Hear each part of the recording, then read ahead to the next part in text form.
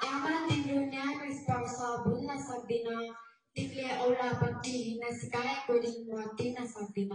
धन्यवाद जस्मी, आदरणीय प्रधानाध्यापकज्यू, गुरुवर्ग, मेरा प्यारा साथीहरू लगायत यहाँ उपस्थित सम्पूर्ण महानुभावहरू, स्वीकार्नुहोस् म प्राप्ति रिटेलको तर्फबाट न्यानो अभिवादन। आज म तपाईहरुको सामु माता तीर्थ औसी अर्थात् मातृ सम्मान औसीको बारेमा एउटा छोटो मन्तव्य लिएर यहाँ उपस्थित भएकी छु। सर्वप्रथम त म माता तीर्थ औसी अर्थात् आमाको सम्मान गर्ने दिन र आमाको मुख्यले पर्वको अवसरमा सम्पूर्ण सन्तानकी सृष्टिकर्ता ममताकी खानी लाखौं दुःख कष्ट बिर्सेर आफ्नो सन्तानकै खुसीमा तन मन धन दिएर सन्तानमै समर्पित सम्पूर्ण आमाहरूमा नमन व्यक्त गर्न चाहन्छु। जननी जन्मभूमिस्थ स्वर्गदपि गरियासी अर्थात् जननी र जन्मभूमि स्वर्गभन्दा पनि महान हुन्छ। आमाको महिमालाई म केही शब्दमा वर्णन गर्न सक्दिनँ, त्यही पनि आज म यहाँ प्रयत्न गर्न गइरहेकी छु। आमा ती साक्षात् देवी हुन् जसका विषयमा जस्तासुकै र जतिसुकै शब्दले गुणगान गाए पनि अधुरै हुन्छ। हरेक सन्तानलाई 9 महिनासम्म गर्भमा राखेर जन्माए हुर्काए सक्षम बनाउने आमा साक्षात् सृष्टिकर्ता ईश्वर हुन्। आमा ममताकी खानी, स्नेहकी सागर र वात्सल्यकी आकाश हुन्। हरेक सन्तानका लागि उसकी आमा धरती हुन्, माया र प्रेरणाकी प्रतिमूर्ति हुन्। प्रत्येक वर्ष वैशाख कृष्ण पक्ष औसी तिथिको अवसरमा आमाको सम्मान गर्ने पर्वको रूपमा माता तीर्थ औसी मनाइने गरिन्छ। यस पर्वमा आफूलाई जन्म दिने आमालाई विशेष रूपमा सम्मान गरिन्छ।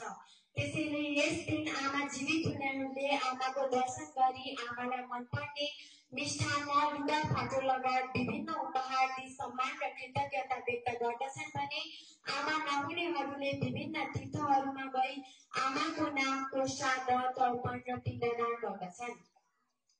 आमाको सेवा गर्न पाउनु हरेक सन्तानका लागि सौभाग्यको कुरा हो।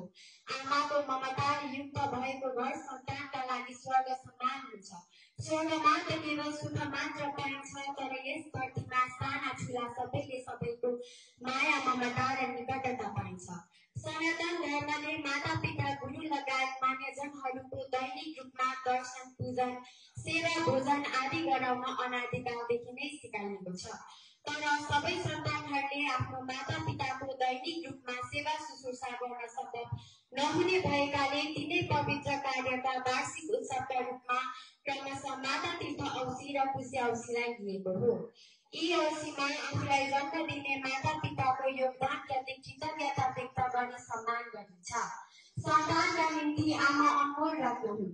आमा बिना जीवन साँच्चै अँध्यारो र निराश हुन्छ। आमाले हाम्रो लागि आफ्नो सारा खुसी त्याग गर्छिन्। त्यसैले आमाको माया र योगदानको बदलामा हामीले अझै धेरै माया र सहयोग पुर्याउनु हाम्रो कर्तव्य हो।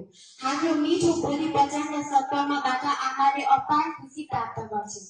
त्यसैले सबै सन्तानहरूलाई आफ्नो आमाप्रतिको कर्तव्य पालना गरी आफ्नो आमालाई सधैँ खुसी राख्न आग्रह गर्दै सम्पूर्ण आमाहरूमा सदैव सुखमय सन्तान निम्ति अपार सुखमय दीर्घ जीवनको हार्दिक मङ्गलमय शुभकामना व्यक्त गर्दछु। धन्यवाद।